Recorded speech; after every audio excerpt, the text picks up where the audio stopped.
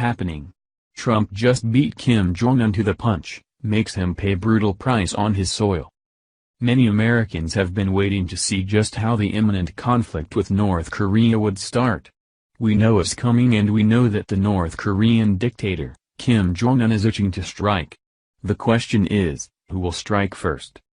The U.S. obviously isn't looking to start a war that wouldn't happen on its own. However, the threats issued by Jong-un give more than just an impression of his intentions toward our country.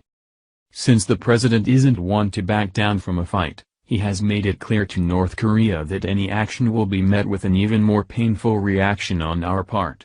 That being said, we as a country don't feel the need to give too many warnings before dealing with the problem.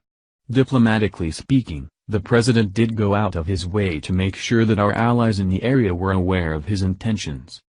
South Korea has aided the United States and our forces in many ways, not the least of which is housing our local military installations, and sharing intel. Most recently they've teamed up with the U.S. military to figure out what kind of precision strike might deal with the problem of North Korea once and for all. The people of North Korea seem to be more like prisoners, so the problem is almost entirely the dictator and his family. Because of that, the United States and South Korean forces have been working on a strategy for cutting the head off the beast and taking out Kim Jong-un. It was all just a plan until recently. InfoWars reports that the decapitation team is deployed and ready to strike in North Korea. 1A. U.S. Special Forces decapitation team is on board a nuclear-powered submarine just off the coast of North Korea.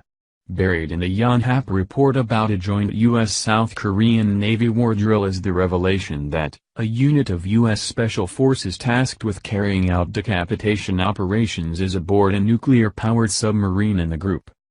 Speculation is rife that the deployment could be what President Trump was referring to when he mentioned the calm before the storm in front of confused reporters 2 weeks ago. By decapitation team, they seem to be referring to a whole group of assassins. As far as anyone knows, you only really need an assassin, but when you are dealing with a high-value target, I suppose it doesn't hurt to have a spare or two around. Even though it's certainly not the responsibility of the president to inform the world about the movements of the military before they happen, many wonder if this could be what the president was hinting about after meeting with Pentagon officials just days ago. The entire mission, however, has been underway for months as the threat from North Korea has grown. There were reports that South Korea might be training their own elite force strictly for the purpose of taking out Jong-un.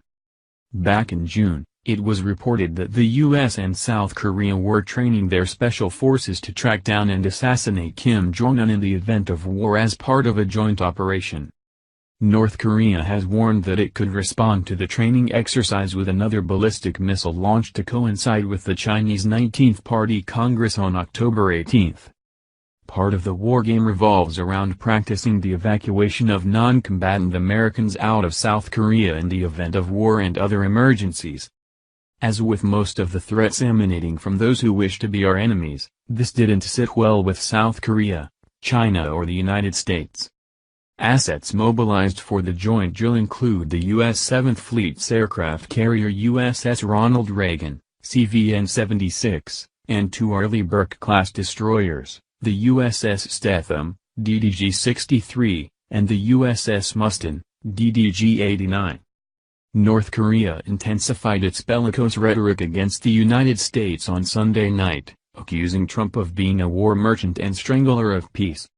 U.S. Secretary of State Rex Tillerson says Trump has instructed him to continue with diplomatic efforts, although Tillerson ominously added that this would be prolonged only until the first bomb drops.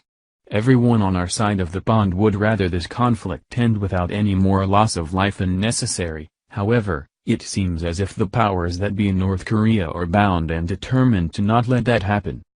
While the United States is fervently looking for a way to not kill mass amounts of North Koreans who are more or less enslaved by their government, we're not willing to let ourselves be targeted in the process.